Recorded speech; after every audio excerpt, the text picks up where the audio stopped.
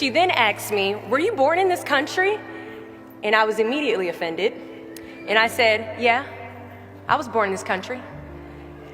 And then she says, do you have any kids? I said, no, I don't have any kids. She then asked me if I was married. And then I said, no, ma'am, I am not married. She says, how old are you? I said 19. May I help you find something? She then says, you are the most beautiful girl I have seen. And I said, oh, thank you. And then she says, I think you could be the next Miss USA. And I stare at her in pure disgust and said, pageants? You're telling me pageants like Sandra Bullock, Miss Congeniality. Pageants? You think I should compete in pageants? I'm in the Army, okay? We don't do pageants in the Army. She then asked me to meet her at Starbucks. And apparently I was a pretty open-minded 19-year-old because I actually agreed to meet her the very next day. The next day she brought this foot-tall stack of pageant books and proceeds to convince me to enter into a state pageant. So 3 months later, I compete in my first pageant and I lose. I go back the second year, compete in the state pageant, I lose. Go back the third year, compete in the state pageant and lose. Go back the fourth year, compete in the same pageant and lose. I go back the fifth year, y'all,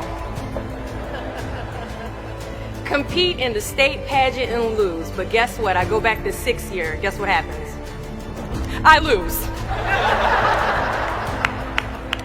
I called her on the phone and said, you told me I could be the next Miss USA. And she says, Deshauna, keep working, don't quit, keep going back.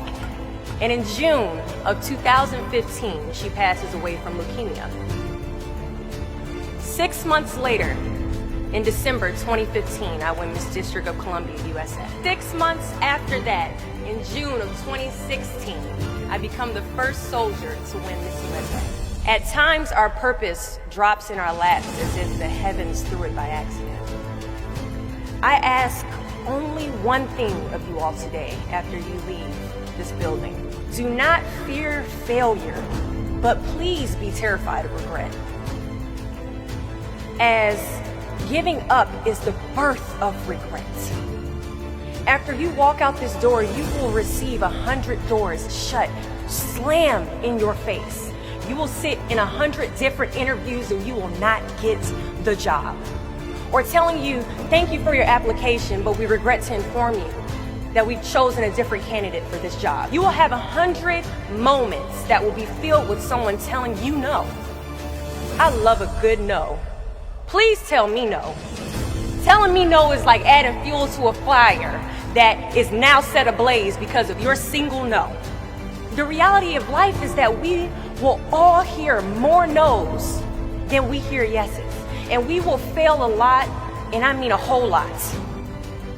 But what I ask of you today is to not take no for an answer. Don't be afraid of no's. Be afraid of the possibility of a yes that you have prematurely destroyed because you decided to quit before the clock strikes 12. I love additional reasons to work harder. Please give me a reason. So today I challenge you to fight, to work, to not stop here, to believe so heavily in your aspirations that you too will not fear the word no, but instead you will choose to welcome it.